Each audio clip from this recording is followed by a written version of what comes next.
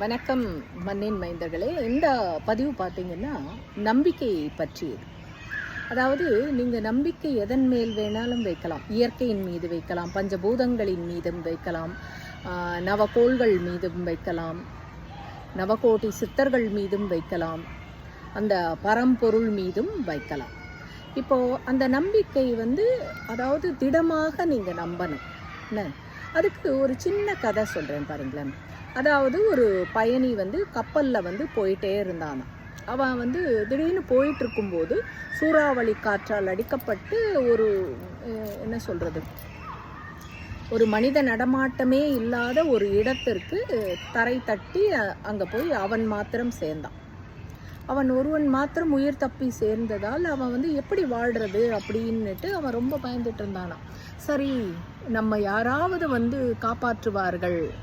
அதாவது எல்லா செயலுக்குமே ஒரு காரண காரியம் இருக்குது, அதை நாம் உணர்ந்துக்கணும். இப்போ பார்த்தீங்கன்னா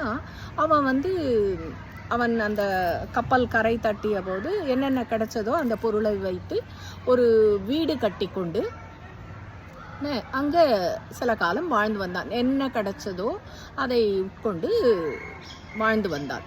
திடீர்னு ஒரு நாள் என்ன ஆயிடுச்சுன்னா, அவன் இறைவனை வேண்டினானா, எனக்கு எப்படியாவது இங்கிருந்து வெளியேற நீங்கள் அருள் புரியணும் அப்படின்னு சொல்லிட்டு அவன் வெளியே போயிட்டு வருவான். திடீர்னு பார்த்தா அவன் வெளியே போயிட்டு வரும்போது பார்த்தா அவன் அமைத்து வைத்த அந்த குடிசை தீப்பற்றி எரிஞ்சதான்.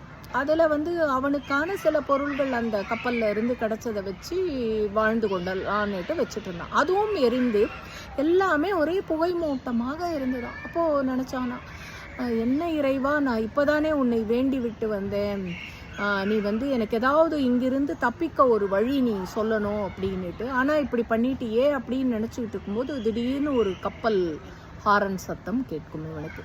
அப்போ திரும்பி பார்ப்பான், நம்மளை தேடிக்கிட்டு வந்துட்டாங்க அப்படின்னுட்டு.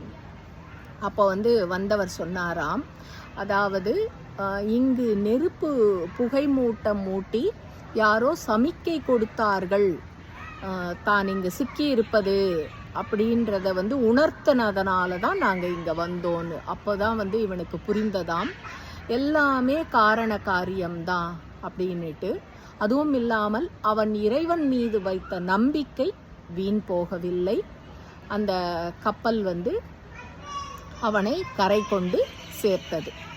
இப்படித்தான் நம் வாழ்விலும் எது மீதியாவது நீங்கள் நம்பிக்கை வையுங்கள், ஆனால் அந்த நம்பிக்கை என்றுமே வீண் போவதில்லை. நன்றி.